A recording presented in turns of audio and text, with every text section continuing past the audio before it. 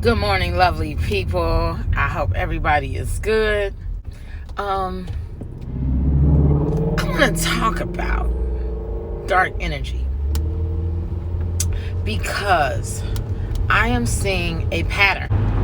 You know, light workers focus on the light, right? That's what they do. They focus on spreading the light, being the light, transmuting darkness into the light, but they don't focus on the darkness that much, because in order to keep your vibration high, to an extent, you have to ignore the darkness, but I think everyone comes to a point that they have to face the darkness that's inside of them, and I think that's what this energy that's coming in is doing. It's giving people an opportunity to face the darkness that's within them. And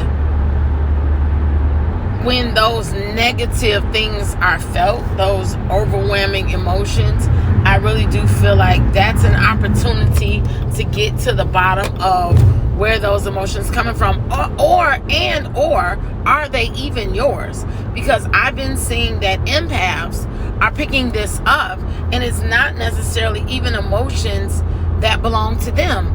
It's been emotions that are around, that are in the atmosphere, that they're picking up, like, first of all, so the first thing you have to do is ask yourself, is this even yours? Does this emotion even belong to you? And energy collects in dark places. So that dark energy collects where light is not. And energy collects on your clothes, because you go outside, if you're not properly protected, you pick up energy. Everybody does that. But if you're not sensitive to it, you won't notice it. But everybody's sensitive to it. They just don't realize it. So you go out, you pick up energy, and you come back in your house and you bring this energy, and then arguments start. Little stupid petty arguments out of nowhere. That's the energy that you've picked up. And unless you know how to properly clean that energy, it just accumulates into your houses, which is why toxicity and people's houses be so toxic and their marriages break up, and they think it's just them. And yeah, it is a lot with what they're susceptible to, but it is a lot of influential energy out there. When you believe that there's a war going on, right? And you believe that heaven and hell are here, and angels and demons are here, and all of this is happening on earth as it is in heaven. Isn't that part of it? It happens on earth as it is in heaven. So all of this is happening here.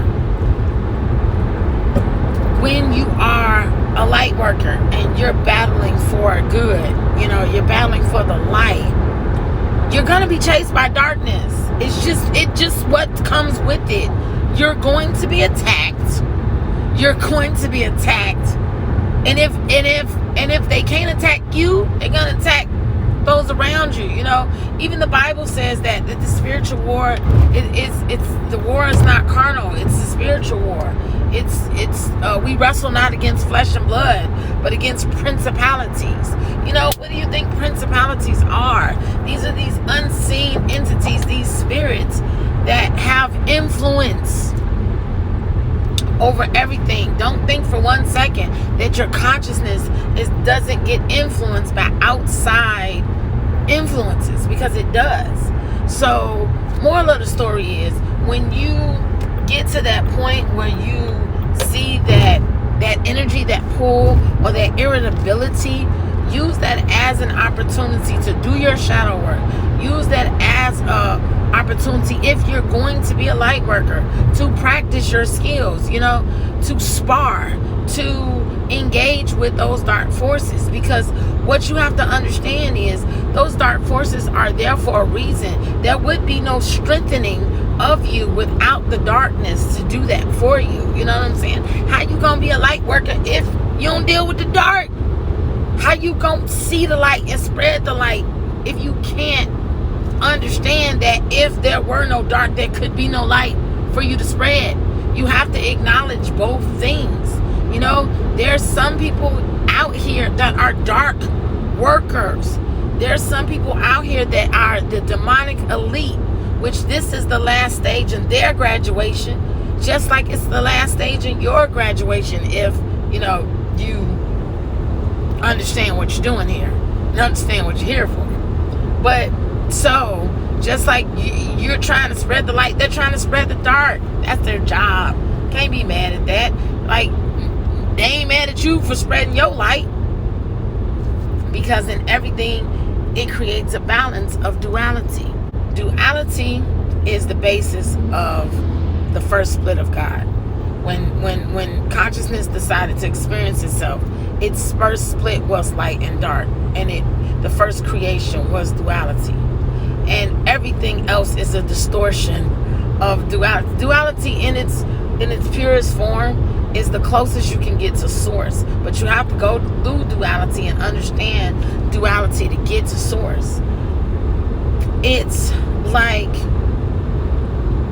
just the acknowledgement that darkness, that ominous, that irritability, that rage, that sadness, that pain, that trauma, that hurt that you carry, all of that is an opportunity for you to explore the duality within yourself. You're not just like, you're dark too, and all of that is just an opportunity. It's a call to action on what your role is. You know what I'm saying? This is the great awakening. The grand awakening is also a grand separation. It's also you getting to know your role in the collective. What is it that you were put here to do? You know what I'm saying? I know my role in the collective. I'm a way shower. That's my role. My role was put here to say, hey, if you want to go this route, I got information on that.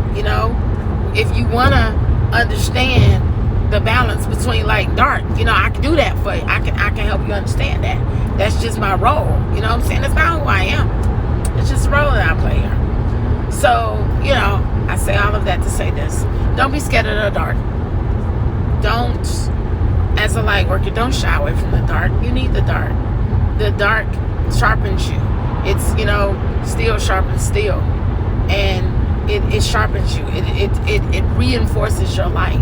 It solidifies you, because it's like you have to have a balance.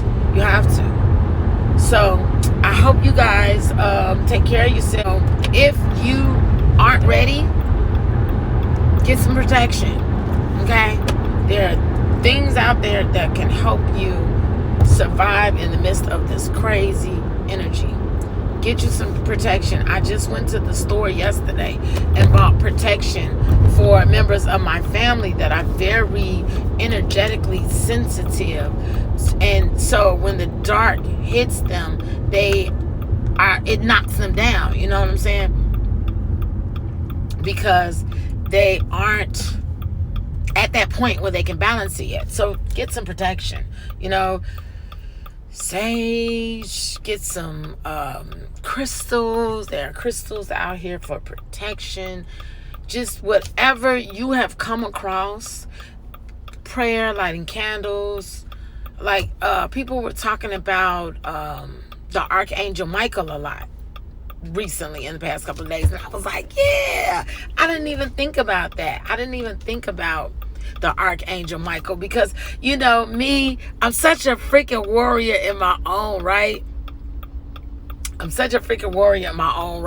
That I be trying to do it myself, but I was like, yeah, if the light warriors had a leader, it would be Archangel Michael.